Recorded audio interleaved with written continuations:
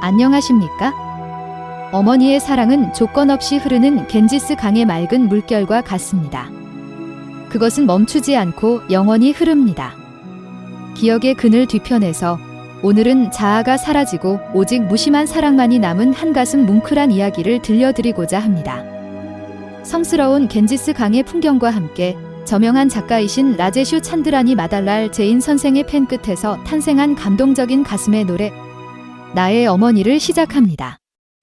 나의 어머니 저를 얼마나 깊이 사랑하셨는지요. 2019년 12월 19일 어머니께서 아직 이 세상에서 저희와 함께 계셨을 때의 기록입니다. 이야기를 처음부터 시작하는 것이 좋겠습니다. 제가 어린 시절을 지나 이해의 나이에 접어들었을 때 저희 집은 늘 활기차고 평화로웠습니다. 그 화목한 가족 안에서 저에게 어머니의 곁에 있는 것이 무엇보다 큰 행복이었습니다. 어머니의 따스한 보살핌은 제 마음의 안식처였습니다. 집에는 형제와 자매들도 있었습니다. 어머니께서는 모든 것을 완벽하게 챙기셔야만 했습니다. 자녀, 가족, 사회 그리고 신앙에 대한 책임을 놀라운 균형으로 완수하셨습니다. 어머니 자신을 위해 쓰시는 시간은 거의 없으셨습니다. 제가 어른이 되면서 깨달은 것은 어머니가 다른 누구보다 겸손하고 온화한 마음의 소유자라는 것이었습니다. 어머니께서 누군가에게 화를 내시는 것을 본 적이 없습니다. 짜증을 내시는 것도 본 적이 없습니다. 아마 그 시절에는 그것이 어머니로서, 주부로서의 자연스러운 모습이었을지도 모릅니다. 시간이 흐르면서 저의 이해가 더 깊어졌을 때 저는 어머니에게서 특별한 자질을 발견했습니다. 그것은 다른 친척들에게서는 볼 수 없었던 것이었습니다. 바로 어머니의 조건 없는 삶의 방식이었습니다. 어머니는 가족과 이웃, 그리고 사회의 모든 조건을 받아들이셨습니다. 하지만 정작 당신 자신은 타인에게 아무런 조건도 요구하지 않으셨습니다. 이제 세상을 알게 된 저는 이토록 욕심 없는 마음이 얼마나 드문 것인지 이해합니다. 자신의 존재를 타인의 존재 속에 완전히 융합시키는 것은 쉬운 일이 아닙니다. 잠시가 아니라 평생을 그렇게 사셨으니까요. 어머니는 의심할 여지 없이 특별한 분이셨습니다. 인간적인 예외라고 불리기에 충분한 분이셨지요. 그 변함없는 순수함 속에서도 때때로 행복한 순간들이 있었습니다. 그것은 특히 어머니가 고향에 가셨을 때였습니다. 랄리트푸르는 어머니의 고향입니다. 어머니는 겨우 8살 때 아버님과 오라버니를 잃으셨습니다. 그 후 할머니와 어머니는 친척 가족과 함께 생활하셨습니다.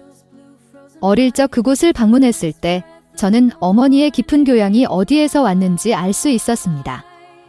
랄리트푸르에 계실 때 어머니의 목소리에는 일종의 마음의 평안이 나타나곤 했습니다. 그곳에는 지금도 친척들이 살고 있습니다. 그분들은 생활은 소박하지만 생각은 매우 고결한 분들입니다. 그분들은 어머니를 항상 진심으로 공경하셨습니다. 어머니의 소박한 소망들이 고향의 골목과 친지들 사이에서 채워지는 것을 보며 저도 행복했습니다. 그곳은 어머니에게 진정한 안식처였습니다. 다시 저 자신과 어머니의 추억으로 돌아오겠습니다. 종교적인 환경에서 자라셨기에 어머니께서는 큰 기대를 갖고 계셨습니다. 저희 네 남매가 신앙을 이해하고 경전을 암송하기를 바라셨지요. 제 형제들은 그 기대를 충족시켰지만 저는 공부에 관심이 조금 적었습니다.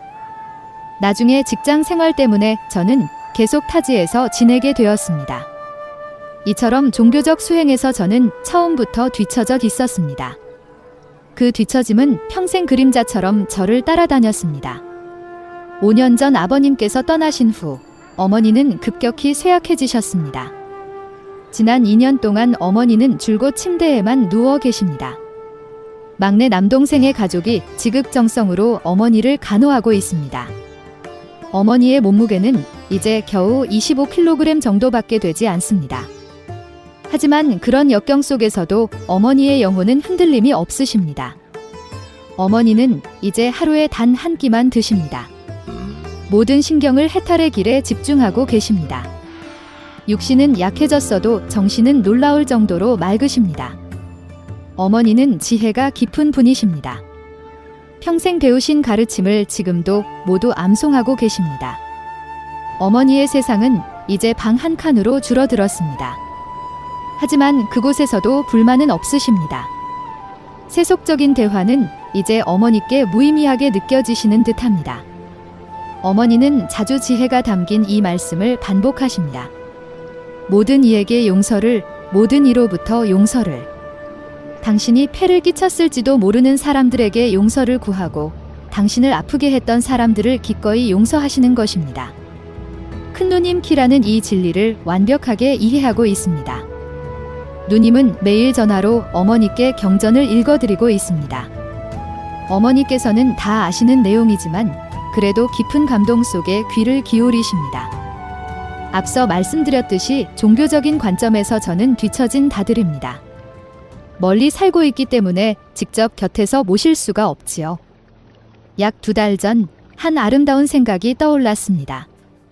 저도 경전을 읽어드리면 어머니의 기쁨이 더 커지지 않을까 하는 생각이었습니다. 그 후로 휴일마다 전화를 드리고 있습니다. 어머니께서는 간절히 기다리시며 매우 기뻐하십니다. 통화 중에 다양한 경전들을 읽어달라고 청하시곤 합니다. 지난 2주 동안 어머니께서는 특별한 소망이 있으십니다. 저에게서 박타마르 스토트라를 듣고 싶어 하십니다. 산스크리트어의 정확한 발음은 저에게 큰 도전입니다. 어머니는 완벽하게 암기하고 계시지만 제 목소리로 듣는 것에서 깊은 평안을 느끼시는 것 같습니다. 일주일에 1시간 동안 이 일을 하는 것? 누군가는 이렇게 생각할지도 모릅니다. 나의 어머니는 나에게 정말 적은 것만을 바라시는구나. 하지만 사실은 어머니가, 그리고 제가 진실을 알고 있습니다. 어머니가 얼마나 큰 기대를 걸고 계시는지를요. 어머니는 제가 해탈의 길을 걷기를 바라시는 것입니다. 어머니의 삶에는 놀라운 조화가 보입니다.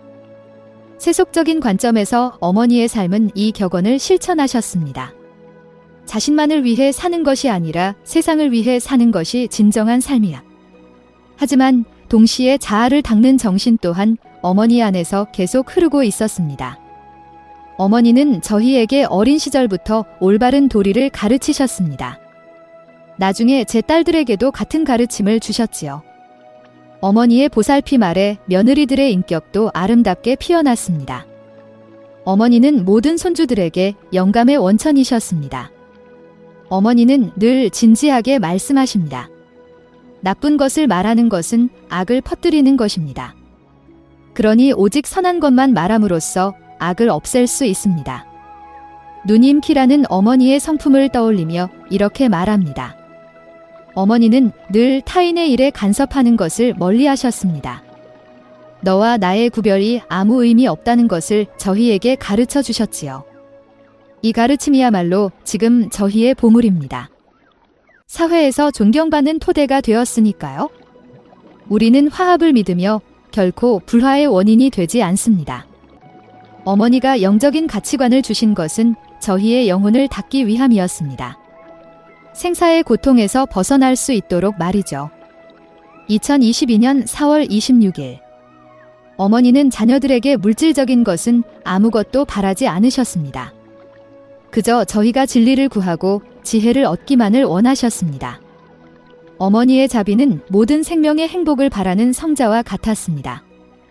2020년 4월 26일 어머니께서 떠나신 후 코로나로 힘들었던 시기였습니다. 그때부터 저희 가족은 매일 함께 기도하는 전통을 시작했습니다. 그 전통은 오늘날까지 자랑스럽게 이어지고 있습니다. 우리는 이 1시간을 어머니의 마지막 소원에 바치고 있습니다. 키란, 쇼바, 라차나가 이 전통을 변함없이 지켜나가고 있습니다. 오늘 어머니의 기억에 경의를 표하며 이 이야기를 다시 공유합니다. 지금까지 여러분은 라제슈 선생이 어머니께 바친 글의 공양을 들으셨습니다. 결코 멈추지 않는 살아있는 전통. 진정한 사랑은 영혼의 향상에 있습니다. 오늘날 어머니는 육체적으로는 저희 곁에 안 계십니다. 하지만 가족의 기도가 어머니의 그 마음을 계속 살아가게 하고 있습니다. 선함을 선택하는 것이야말로 어머니께 드리는 진정한 추모입니다. 오늘 무거운 마음으로 전해드립니다. 라제슈 선생의 여동생 쇼바 씨도 2026년 1월에 평온히 잠드셨습니다. 어머니의 길을 따라 영원한 여행을 떠나셨지요.